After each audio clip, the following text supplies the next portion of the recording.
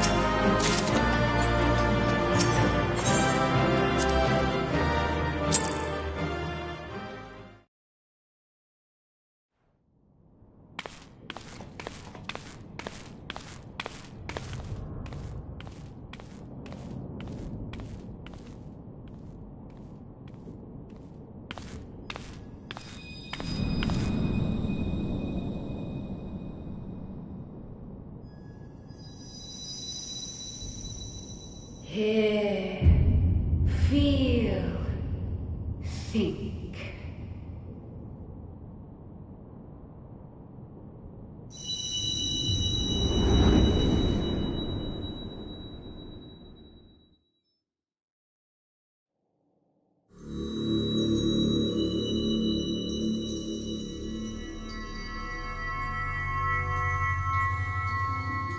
Through time and space hast thou journeyed unto me, as I knew thou wouldst.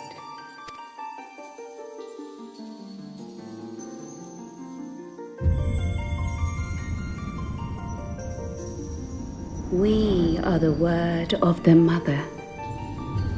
We, who were once called Minfilia. Much time hath passed for thee since the bloody banquet, since I hearkened to her word. Mother, Hydaelyn, guided me towards Y'shtola and Thancred, that I might be swept up in their flow and delivered unto the ethereal sea. There, adrift and alone, her voice silent once more, I prayed for those we had lost, for those we can yet save. To her I would make an offering. We speak now with one voice, one will, one word. Unto thee we bequeath the most precious of gifts, the truth which lieth at the heart of this world. Thus do we beseech thee once more. Hear, feel, think.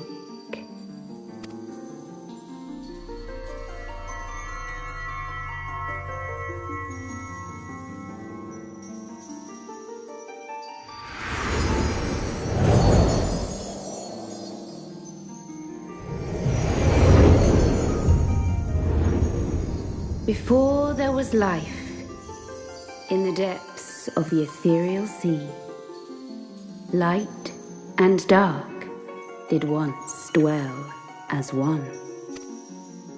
But the darkness coveted power, and the balance was broken.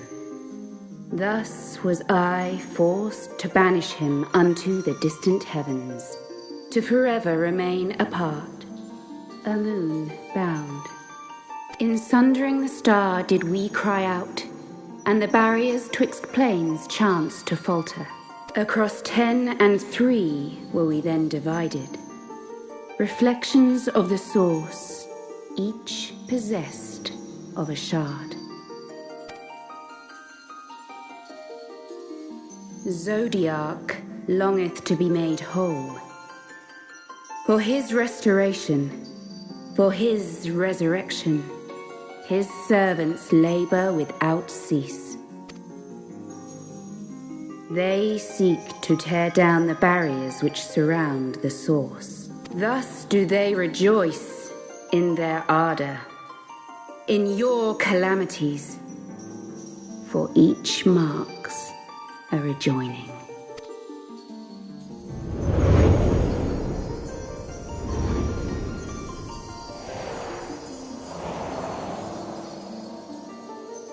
Seven times have they succeeded.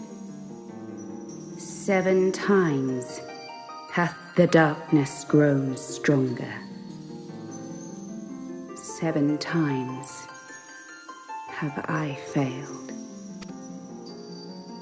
The Ascians cannot be suffered to continue. This is my final.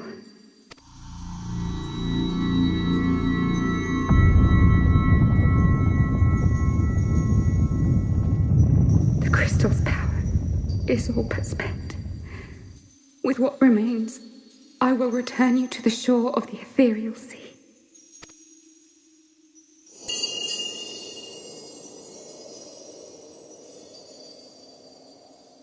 Blessed children, go forth and seek.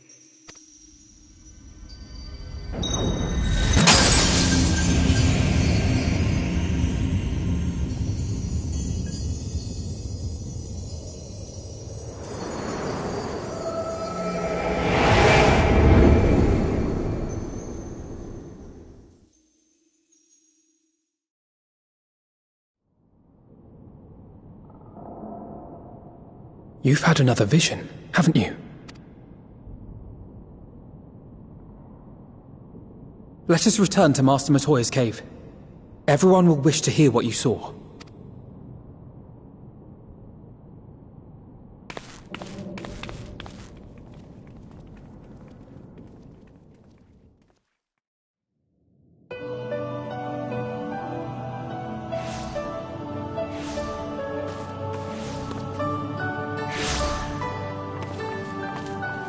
Still in one piece, are we?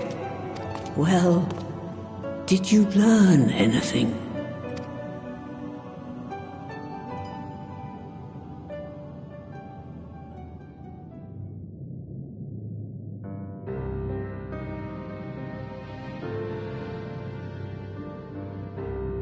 The word of the Mother? I'm not sure I understand. Nor am I. Cryle?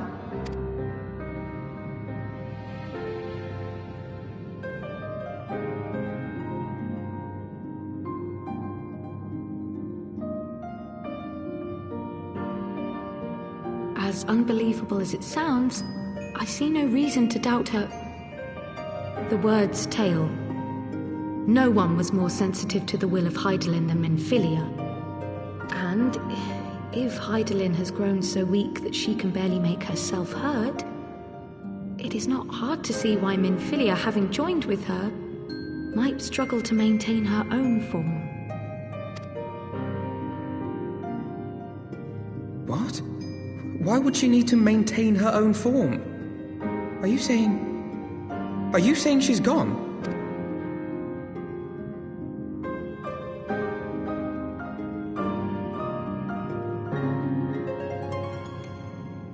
But that cannot be! Not now. Not after all we have accomplished. We were meant to usher in the dawn's light together. She threw herself on the fire to fuel your dawn's light, boy. You'll just have to usher it in on your own. Must you be so ungentle?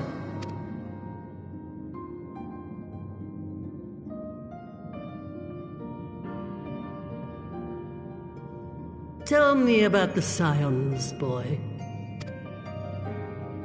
The scions of the Seventh Dawn lay before Eorzea's salvation. Whenever the realm is threatened, be it by Primal, Ascian, Garlean, or any other, we take up arms in her defense, that all in Eorzea may live to see a brighter tomorrow. And that's very noble of you. But in chasing after these lofty goals of yours, you seem to have lost sight of some basic truths. To win a war, you must be willing to do whatever it takes. To fight, to kill, and if necessary, to die. The path you've chosen is paved with the dead. Walk it with your eyes open, or not at all.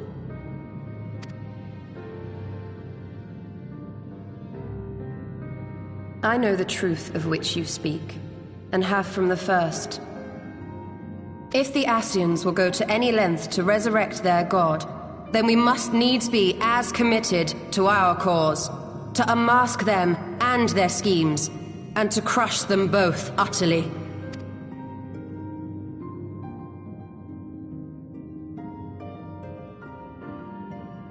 Come, there is much to be done. Yes, of course.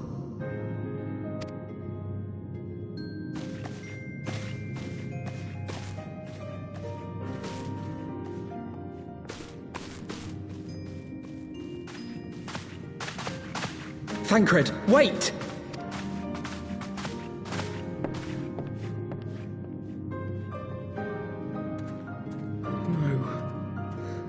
No, this is all wrong.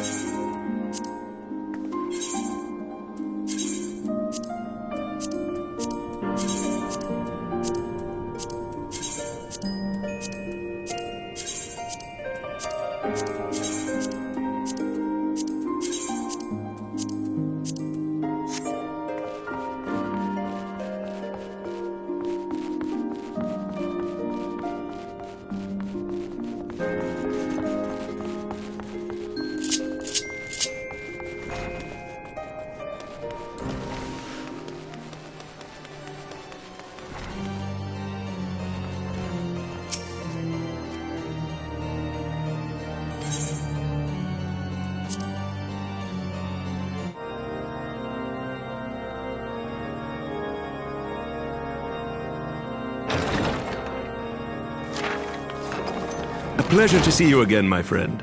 I take it you received our invitation. Good, good. You of all people should be present.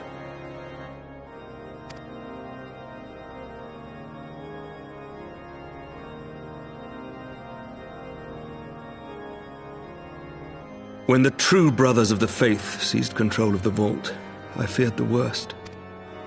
Yet in adversity were we blessed with the promise of peace between man and dragon through Vidofnir's timely rescue of an innocent child. Timely, I say, though miraculous or providential might better describe the event. The gods themselves could not have devised a more fitting symbol of hope. Needless to say, we could scarce let such an opportunity pass us by. Which is why I set about making formal arrangements for a peace conference between our peoples.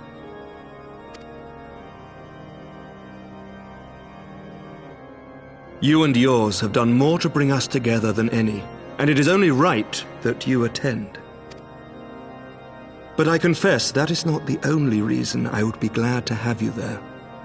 Given Nidhogg's implacable opposition to the peace, it is possible that he and his followers may attempt to disrupt proceedings, in which event your presence would be a comfort to all in attendance.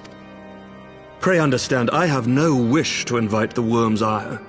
But if our fractured nation is to heal, if we are to move forward as a people united, then we must do whatever is necessary to bring about lasting change.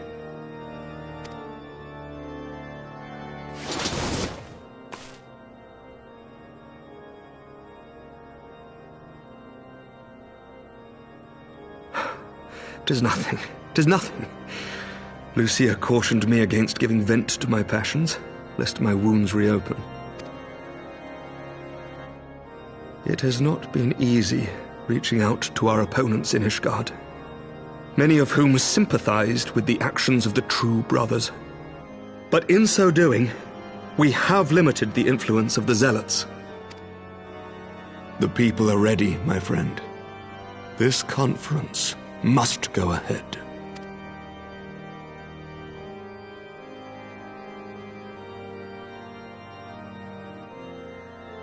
I knew you would understand. The conference will take place on the border of Ishgardian and Dravanian territory in Falcon's Nest.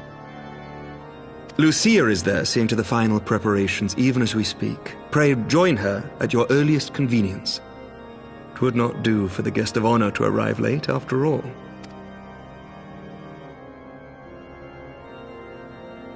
Oh, and one more thing. A drink! We should make time for one. Once the conference is concluded, I mean. By my reckoning, 'tis long overdue.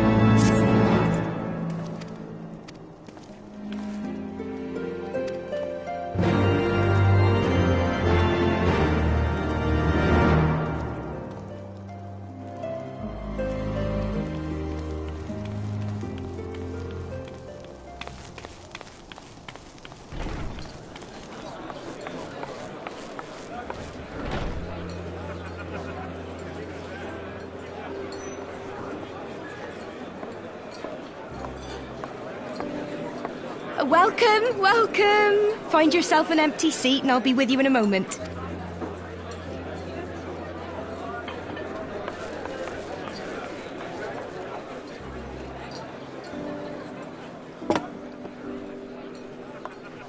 Cold out, isn't it? Here, a mug on the house. Let's get some colour back in them cheeks.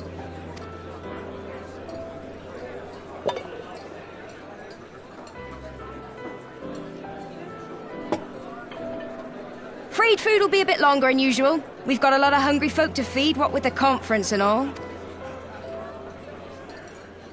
Oh, so many people with cause to celebrate. To think there could be peace in our time, after all them years of fighting. When I heard about the conference, I knew I had to come. I knew I had to be here, to do my bit.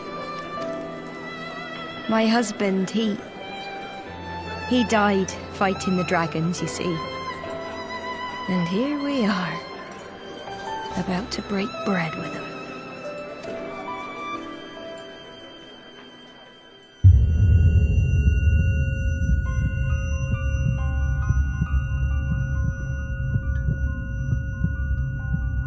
You were right, my lord. You look tired. Reckon you could do with a good long rest? After all you've done, I say you're dead.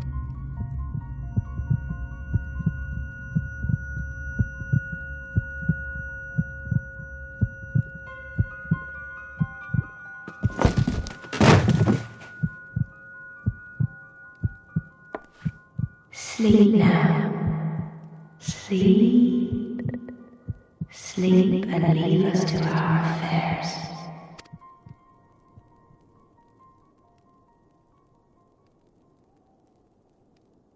This was never your fight.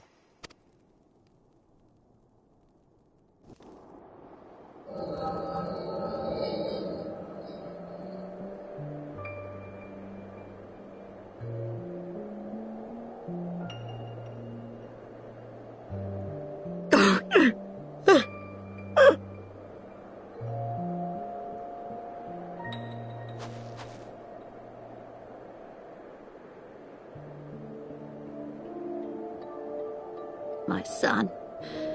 They told me he walks in Halone's halls. Him and the rest of his unit. They told me the same.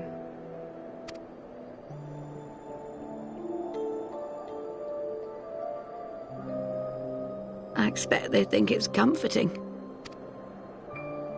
Every time I come, I cry. I cannot bear to remember, but to forget would be 1,000 times worse. Yet that is what they would have us do. Accept this truth for the sake of peace. Bury the past and look to the future. But he was my future. My flesh and blood. My heart.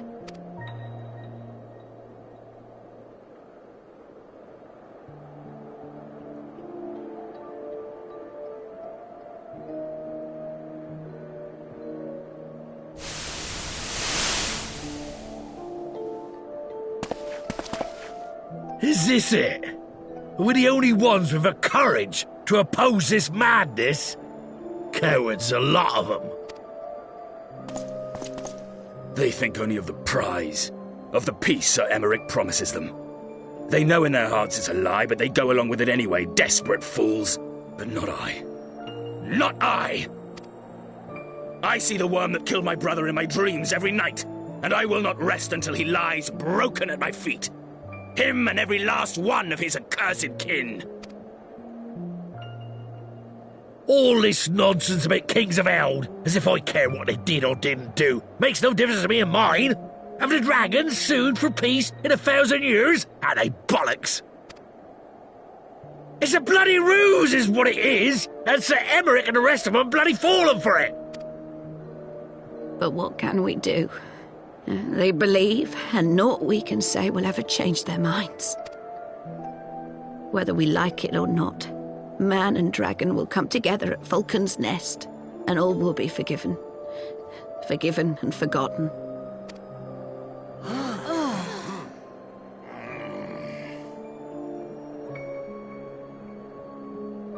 No. I will not let that happen. They will remember the true face of the enemy. I will show it to them. And we will rise up against them once more.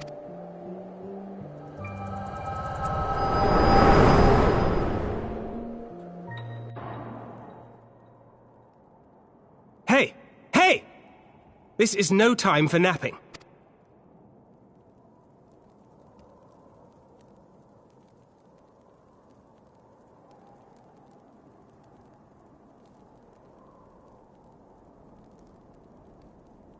Do you have your wits about you? Good. Come with me. We have a crisis on our hands.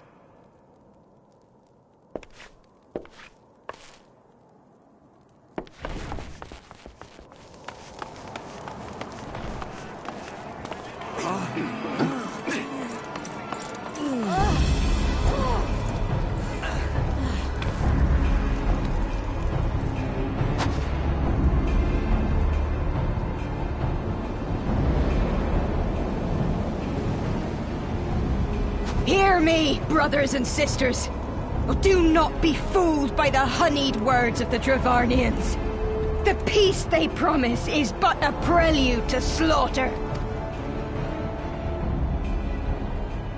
Remember your husbands and wives never returned from war. Your children torn apart by fang and claw. All your loved ones shown no mercy. Does not your heart cry out for vengeance? Your blood boil at the injustice? Remember the face of your enemy, brothers and sisters. Remember it, and strike back!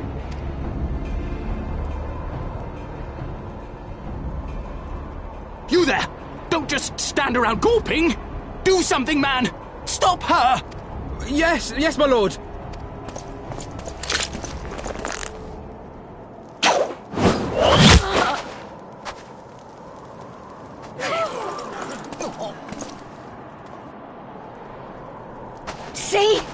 See here the true nature of the Highborn. With lies and deception they lead us to our doom. And dare we raise our voices in dissent? Death is our reward.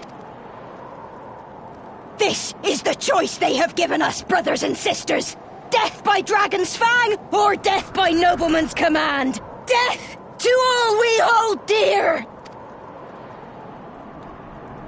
I spit on your choices, noblemen! You will take no more from me! No more! No more!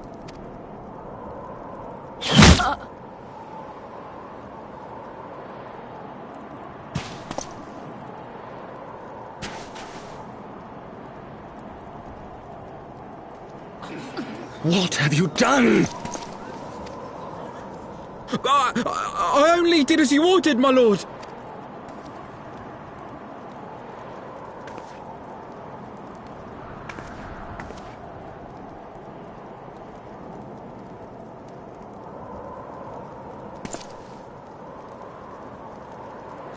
I gave no such order.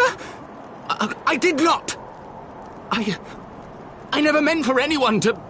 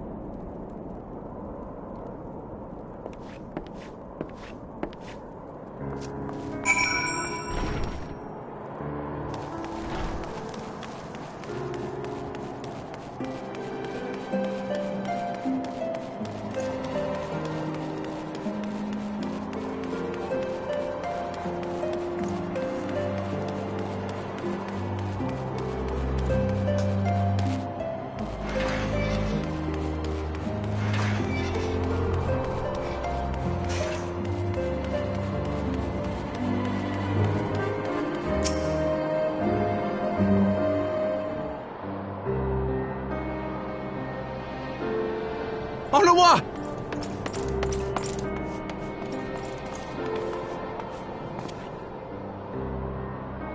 No, no! What have they done to you? Onawa! Onawa!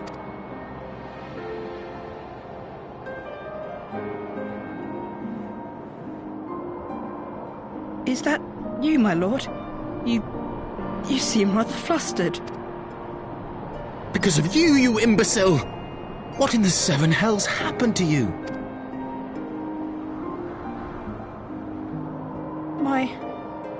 My apologies. Some few of the guests expressed a wish to leave, and I implored them to stay. It would seem they took issue with my request. Oh, gods forgive me. If I had only been more careful with my words.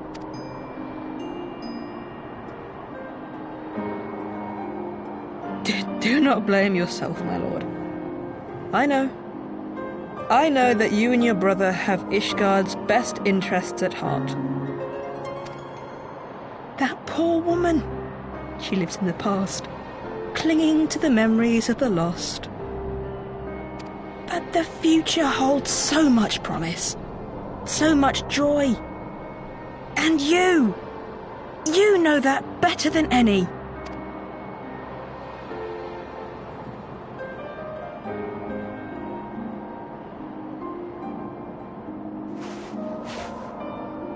Onawa?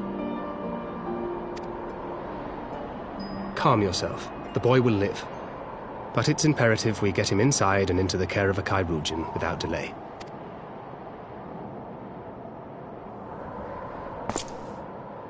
Oh, we were so close! Why does it all have to fall to pieces? Don't they want to live in peace? Don't they want to be happy?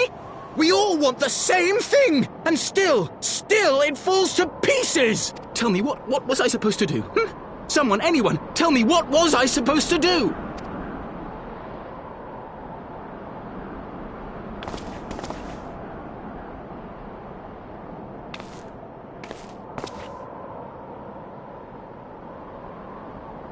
Stop looking to others. You make your choice and you live with the consequences.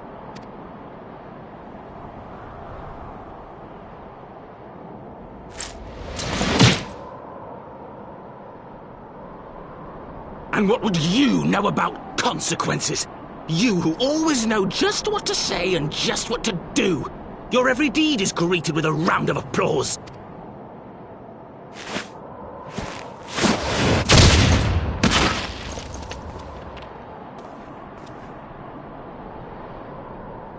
You know nothing about me.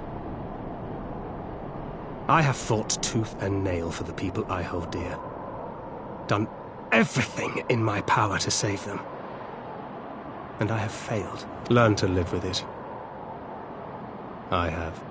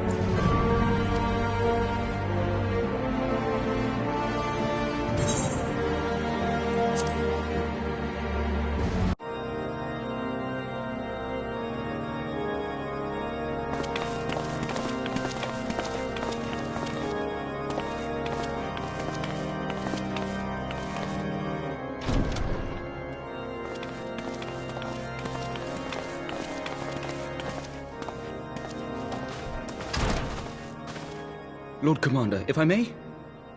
I wish to speak with you before the Grand Melee.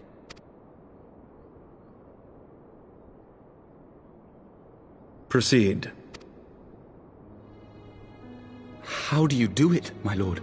How do you lead with such certainty, when so many of our countrymen will not hear of peace with the Dravanians? Some of them hate you almost as much as the dragons themselves.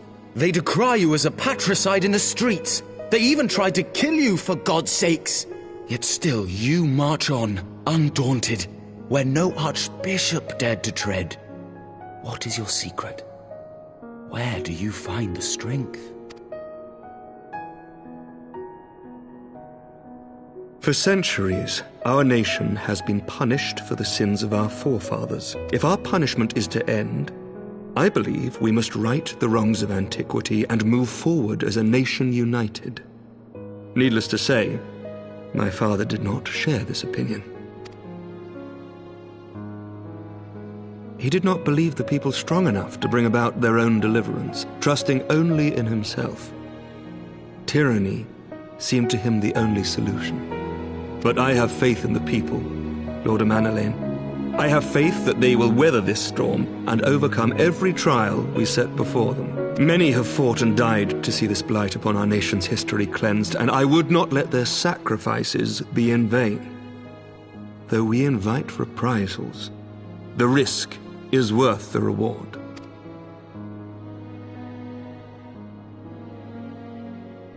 I want to believe. I do.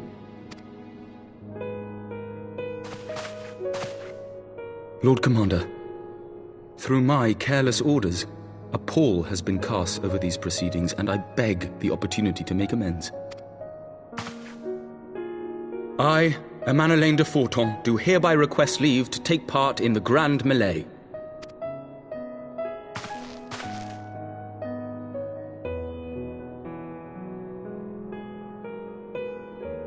Who am I to deny such a heartfelt plea?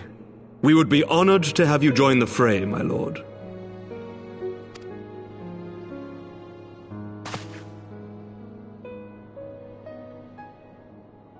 You'll take charge of the Ishgardian forces? For all my other responsibilities, I am still Lord Commander of the Temple Knights, and I would not soon yield this duty to another. The esteemed Sir Emeric leading the Temple Knights and the Watch into battle along with my youngest. I could wish for no more. Then you wish for too little, my lord. There is another who might yet join the fray. An indispensable ally to whom we owe much and more.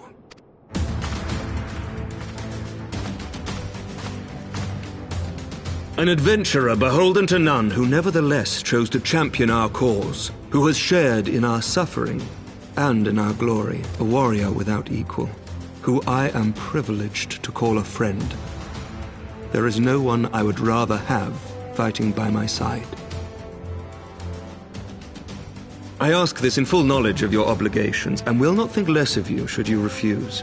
But if your conscience will allow it, might you oblige me, my friend, one more time?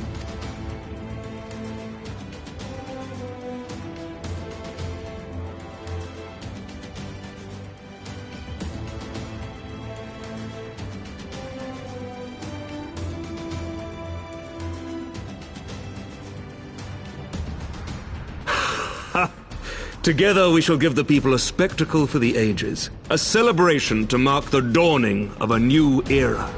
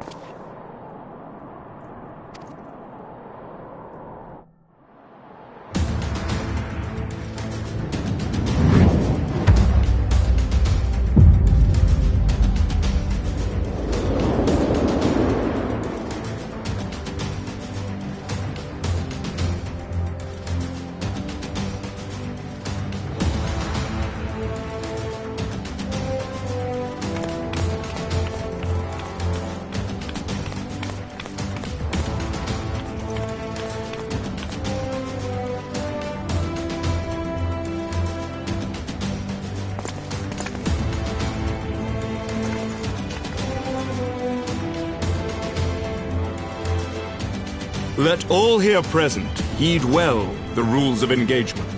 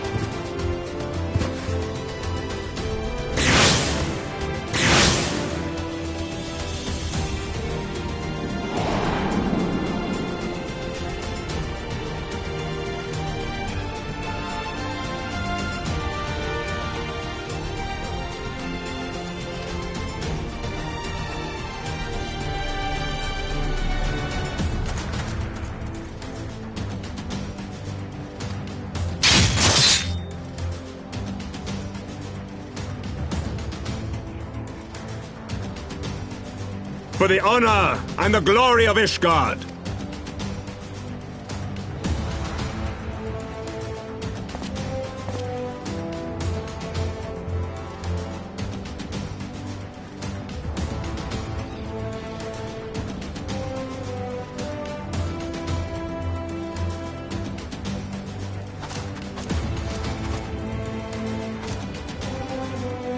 All is ready then.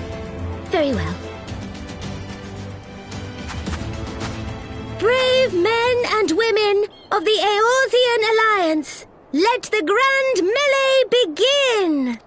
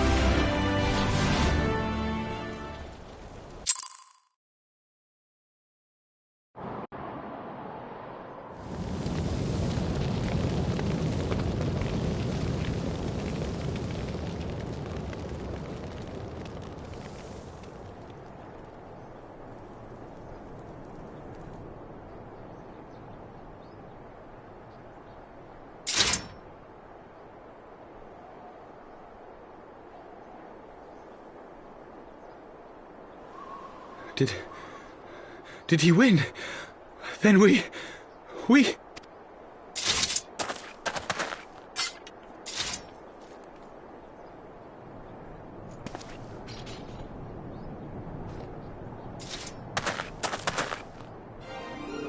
Victory is ours! Ishgard! Ishgard!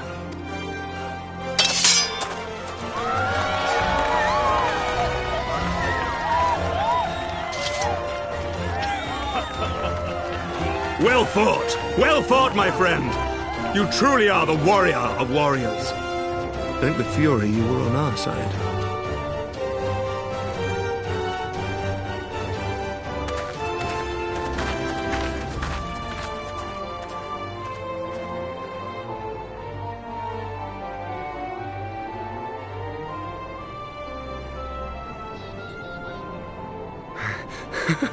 Oh, my lungs are burning. I can barely stand. I didn't think I could do it, but then I did. We did. We faced the Alliance's best, and together, with one heart, with one purpose, we prevailed. After 1,000 years of hardship, of strife and bloodshed, we are strong enough to rise to any challenge, be it on the battlefield or beyond. The future holds so much promise, so much joy. We need only show them the way.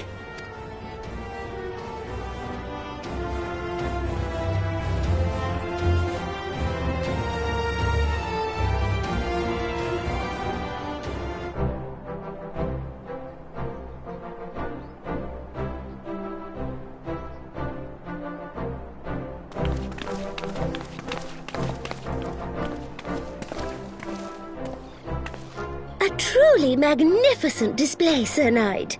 While doubtless less than pleased, I am quite sure the Grand Companies are honoured to have been bested by such valiant warriors.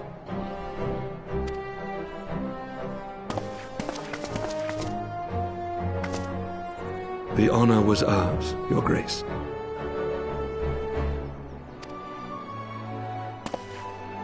I am pleased to see that Ishgard's proud martial tradition is being upheld. When the time comes, I trust you will fight alongside your brothers and sisters in the Eorzean Alliance with the same fervor you displayed in opposing them.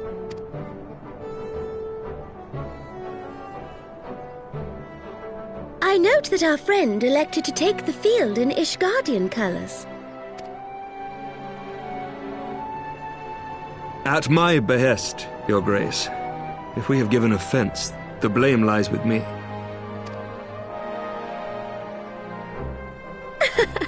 Fear not, Sir Knight. It was a surprise, nothing more. And any hint of ill feeling was thoroughly dispelled by the spectacle of our mutual friend's duel with General Raubarn.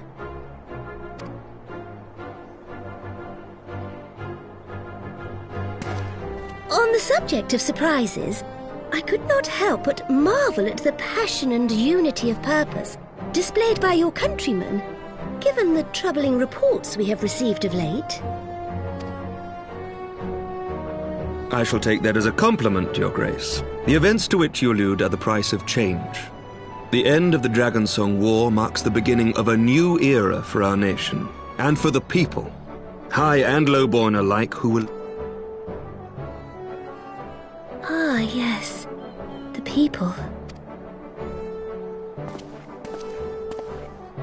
Change is indeed a perilous thing, for we who seek it, and they who fear it. I shall pray for Ishgard, and for you.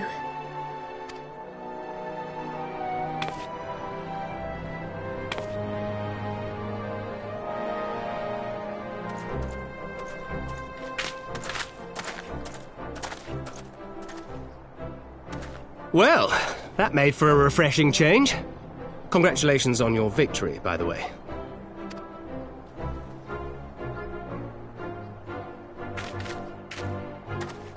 Ishgardians certainly seem happy with themselves. I, for my part, am merely glad you did not strain anything in the process of single-handedly winning the battle for them.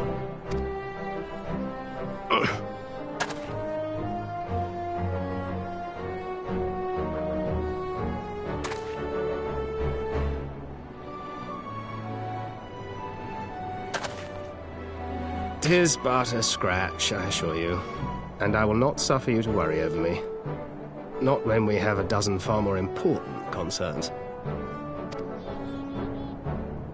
Make that 2 dozen. Still, as Y'shtola never tires of telling me, we can but face them head-on one at a time. One day at a time, as Minfilia would have done.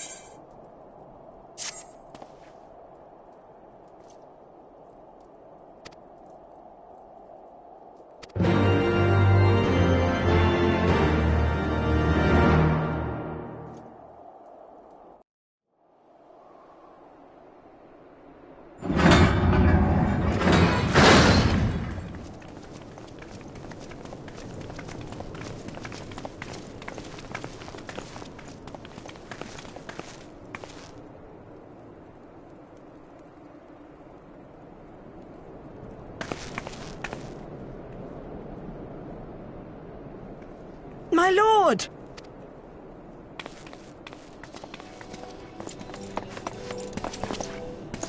Honorwa, my boy. Shouldn't you be in bed?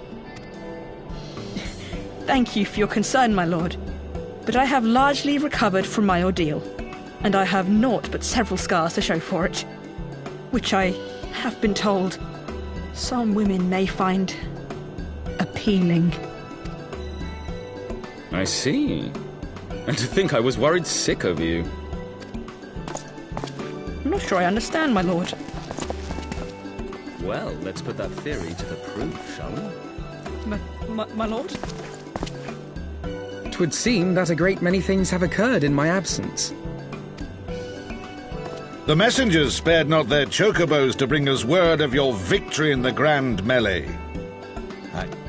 It called to mind the day we rejoined the Eorzean alliance, and I glimpsed hope rekindled in the eyes of the people. The Fury herself ushers us into a new era. Sir Emmerich, the time is now. Aye, that it is. Reconvene the conference and summon Vidofnir to Falcon's Nest. We will make peace with Hraesvelga's brood and hasten this bloody war to its end. Yes, Lord Commander.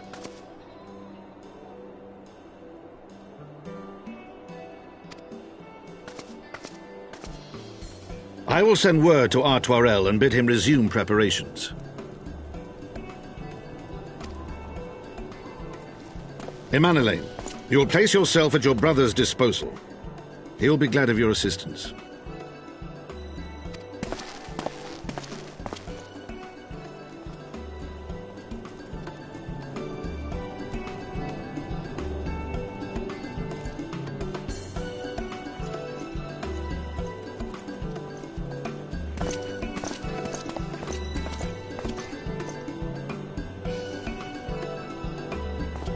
No stopping it now, is there? We should inform Y'shtola and the others.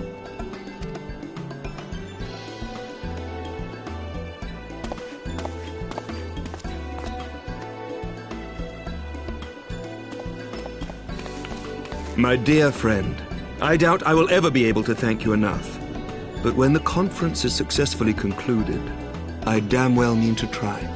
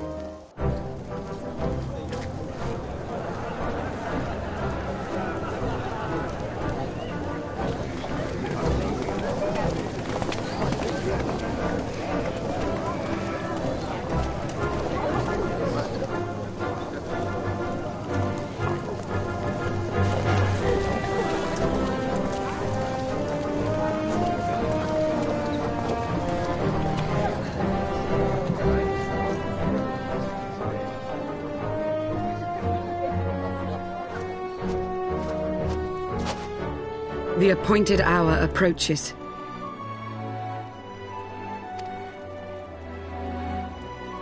Aye.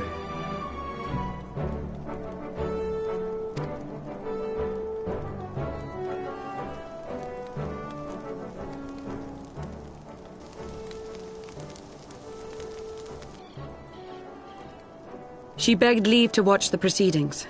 I saw no reason not to grant it.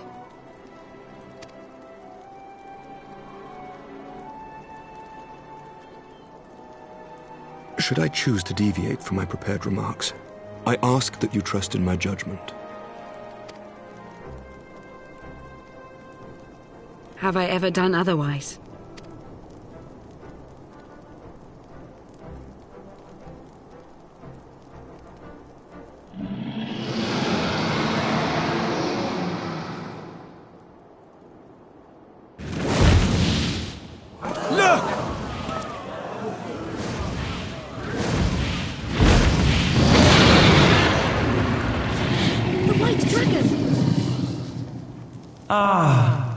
How long it hath been since our peoples met thus, children of Thordan, even by our reckoning. Vidofnir, daughter of Hraesvelga, we give thanks for your visit, and bid you welcome to Falcon's Nest. Our sire bade us hearken unto the whispers of our hearts. They spoke to us of a paradise lost, of bonds of brotherhood, which they yearn to see restored. Ours too yearn for such a restoration, and they have guided us here this day, that they might yearn no longer.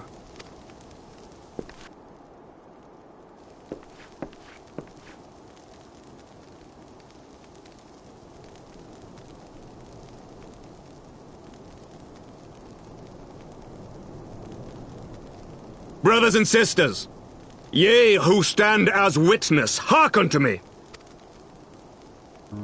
Since the days of Eld, when the bonds betwixt man and dragon were sundered by our hand, our peoples have known only war.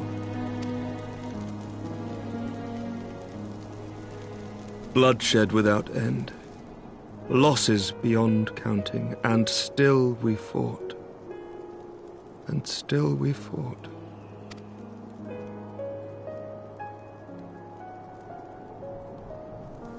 Some wounds do not heal. The dead cannot be returned to us.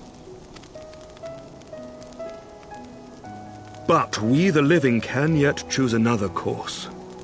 Here and now, we can lay down this burden, this hatred, this vengeance. Our forebears fought not so that we could die, but that we might live. So let us honor their sacrifice and spare our children this death sentence. Let us gift them a new legacy. Life.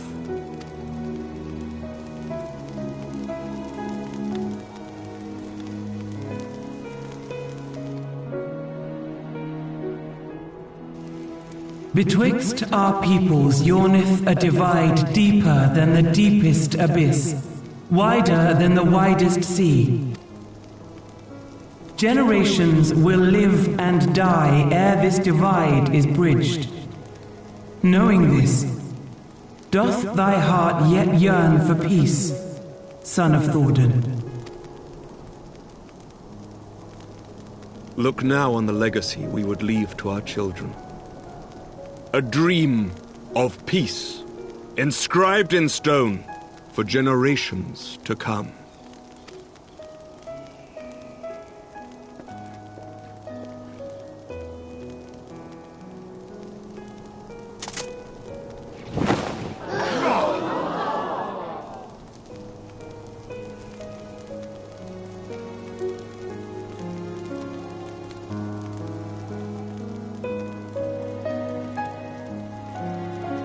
Father and his beloved, as they were so long ago, happy and at peace.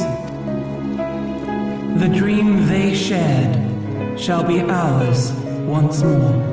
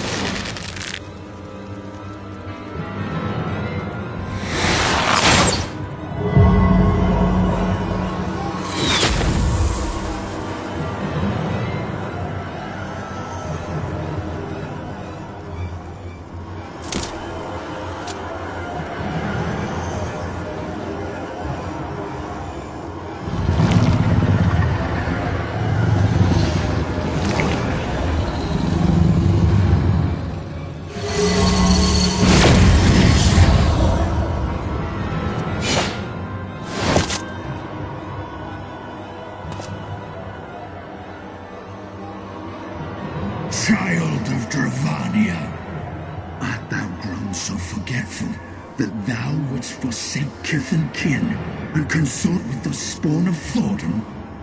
That thou wouldst dare contemplate peace? Hearken unto me, all of you! The final chorus is nigh, and all will be held to account. All will bathe in the flames of retribution.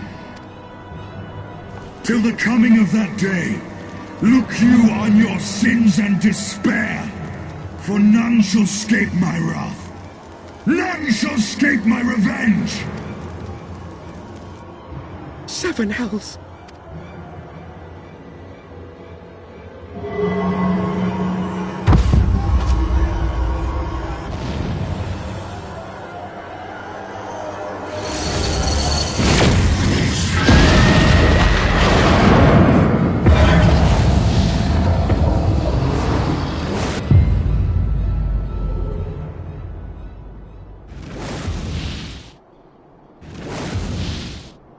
Damn you, Nidhogg.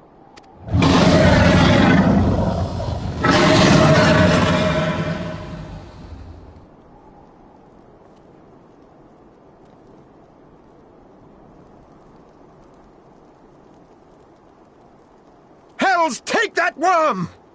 While he lives, we'll never know peace. Aye! There'll be no end to this war till Nidhogg is dead and gone! So let's kill the bastard and be done with it! Death to Nidhogg! Death to Nidhogg! Death to Nidhogg! Death to Nidhogg! Death to Nidhogg! Death to Nidhogg! Death to Nidhogg! Death to Nidhogg! Death to Nidhogg!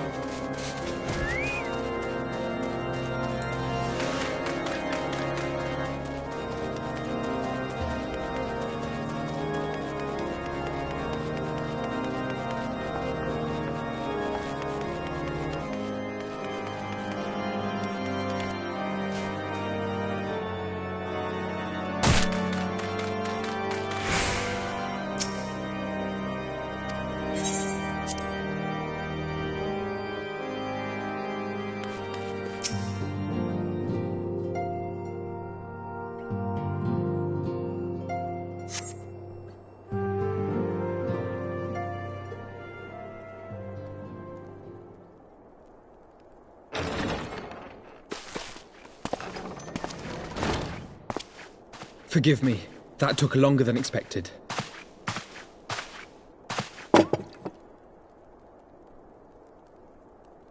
You seem puzzled.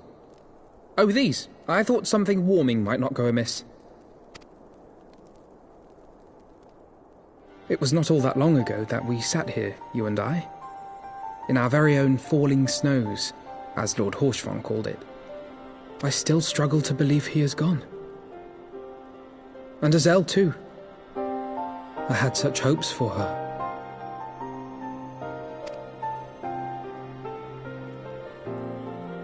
Master Matoya asked me what it was all for. Why we fight, and why we die. Were I still commander of the Braves, I would doubtless have replied, for the future of Eorzea. But I'm not that man. Not anymore. I needed a new answer. One that I could live with. And when I saw Estinian at the ceremony, I knew at last what it was.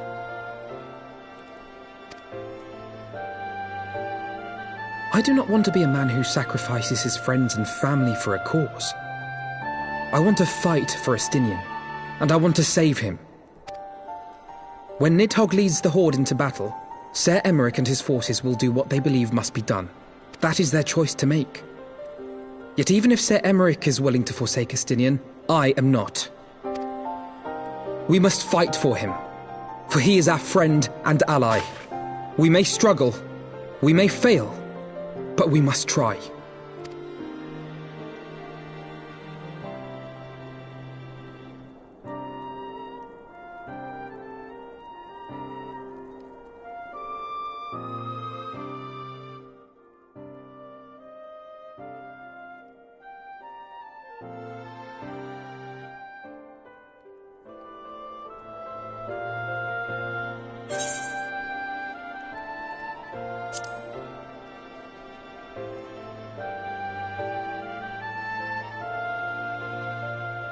We will. I know we will.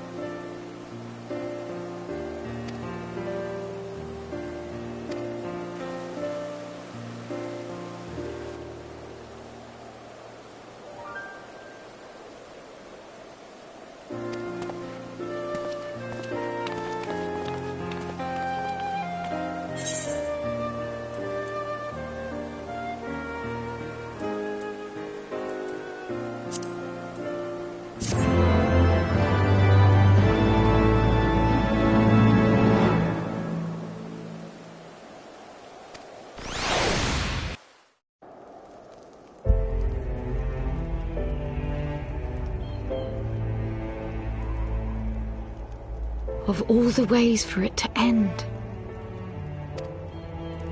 Even before his transformation, I could feel the worm's hatred swirling about Estinian.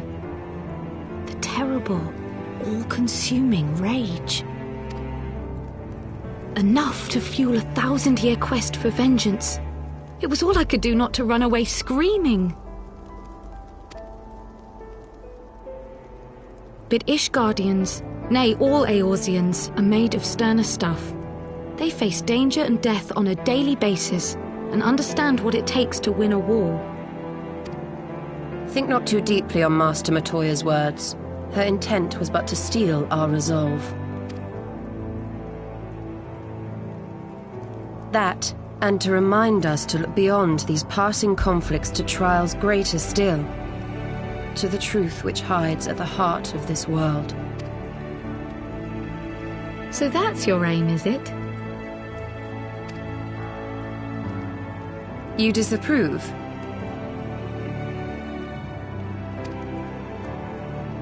Not at all. I believe it's traditional for the student to follow in the footsteps of the master. And you are...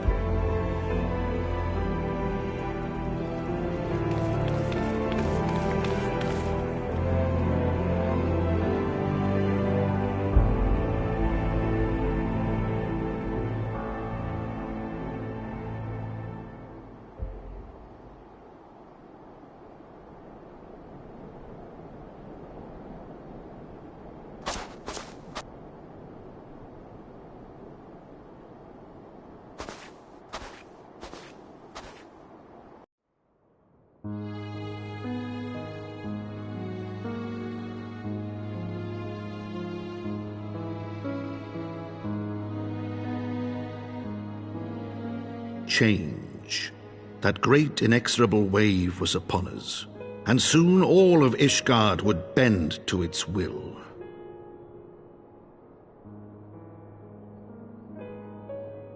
For all our sins, for all our scars, the future for which we had long yearned was at last within our grasp.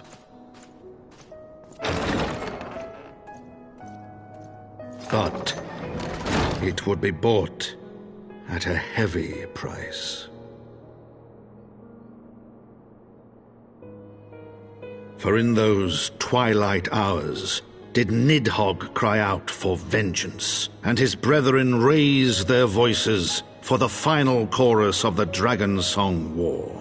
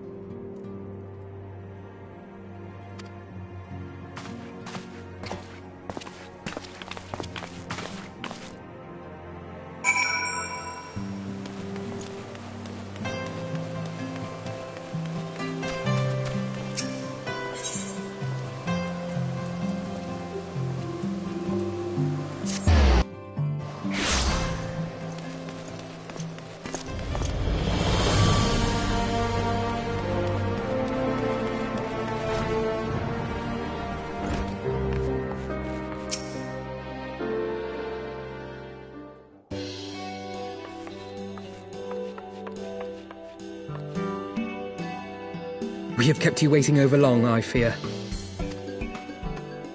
Not to worry, Alphino. We had some rather fine mulled wine to keep us company. Truth be told, you could have delayed your arrival a few moments more. Gibrion got the spicing just right this time. His latest batch is not only delicious and warming, but soothing to the humours. Indeed. But 'twas not to soothe our humours that we gathered here. Ah, no, quite right. The matter of that poor dragoon. You have discovered something. A means to save him? Let us not jump to conclusions, shall we? Assess the facts presented, then make an educated analysis, as you were taught. Pray, cast your mind back to the moment of Estinian's transformation. Do you recall how you described it to us? You spoke of the sudden pangs which racked his body when he took up both of Nidhogg's eyes, and of how his form was twisted thereafter into a shadowy semblance of the Great Worm. When he appeared at Falcon's Nest, the worm's eyes were fused to his mail. Would that only his armor had been corrupted. Snaking forth from the eyes, I descried dark tendrils which entangled his very being. His ether has been all but smothered. Then he is lost to us forever? What did I just say about jumping to conclusions? Y'shtola clearly stated all but smothered. As I later discovered, her impression matched my own. Though Nidhogg's presence filled my mind's eye, beneath his seething aura, I sensed the merest hint of something else. And after listening to Y'shtola's observations, I became more certain of my suspicion that the something else I had sensed was, in fact, the trace of a different will, submerged in the sea of Nidhogg's rage. You mean? Yes, 'tis like that Estinian spirit yet lingers. Can we not wrest him from Nidhogg's grasp, then? Tear the eyes from the armor? We know not if that would serve to separate Worm's soul from man's. None have ever attempted such a feat. Should it offer even the faintest hope of success, then by the gods, I shall be the first to try. Alphino. By all means, hold fast to your hope, but be mindful of the dangers. Even should you succeed in excising the eyes from the dragoon's mail, we have no way of knowing if your friend's soul would survive so violent a separation. And that is to say nothing of the possibility that his would-be savior might become Nidhogg's next host. But what other choice remains to us? Should the opportunity present itself, I will tear those foul orbs from Estinian's armor and trust in the resilience of his soul, even at the risk of mine own.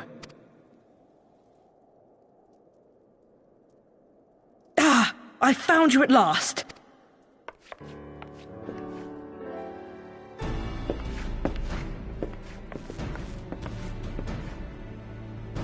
A messenger of the Temple Knights came to the manor some few hours past. The Lord Commander humbly requests the company of the Warrior of Light and Master Alphino. Sir Emmerich would speak with us. Very well, thank you, Onawa.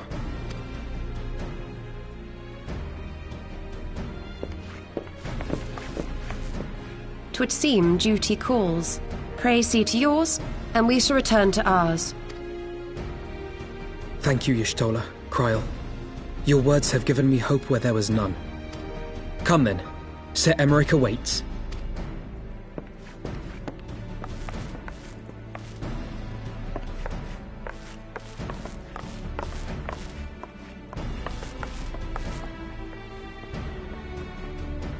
Alphino is allowing his feelings for this dragoon to cloud his thoughts. I worry he may do something rash. Keep an eye on him, would you?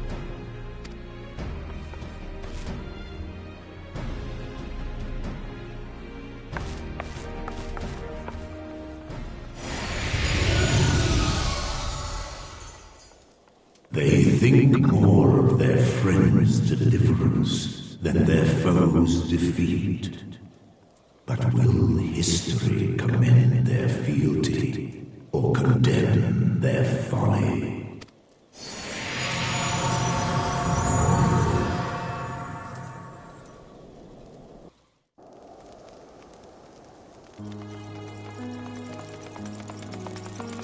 The conference held at Falcon's Nest was to be a celebration of the reconciliation twixt man and dragon. But the lingering shade of Nidhogg, clad in the flesh of the Azure Dragoon, did mark the occasion by spilling the blood of his own kind. A timely atrocity to remind the children of Ishgard that the Dragonsong War was far from over. And when fear gave way to fury, the call to arms rang out anew. Death to Nidhogg! Death to Nidhogg!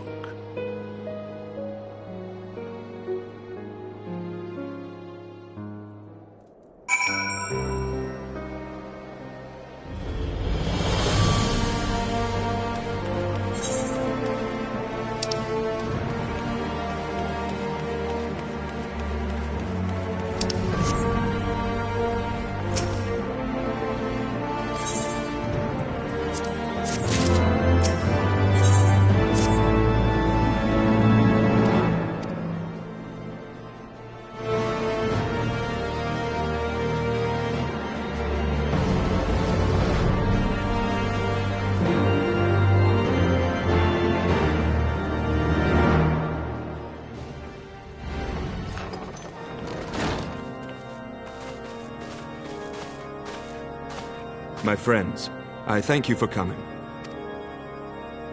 You have had news of Nidhogg? Alas not.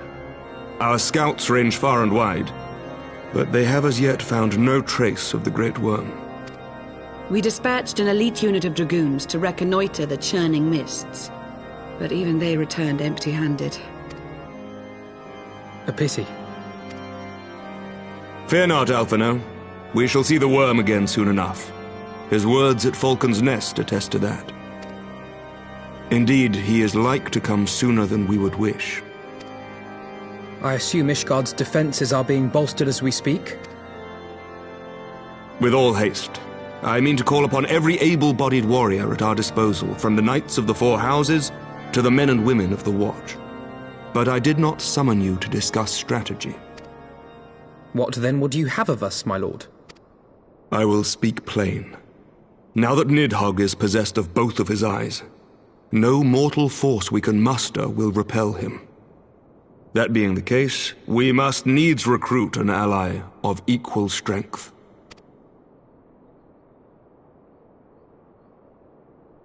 You speak of Hraesvelga? I do. To whom else could we turn? That he is Nidhogg's equal I do not deny, nor can I name another. But convincing the reclusive creature to do battle with his own brood brother will be... how shall I put this? It will be no small undertaking, yes. Estinian's report was most particular about Hraesvelga's unwillingness to involve himself in the affairs of men. But much has changed since your visit to Somal, and if there is even a chance that the dragon may be swayed, I must plead our case. Whatever price the dragon asks of me, I shall pay it. Such was my oath, to defend the people of Ishgard.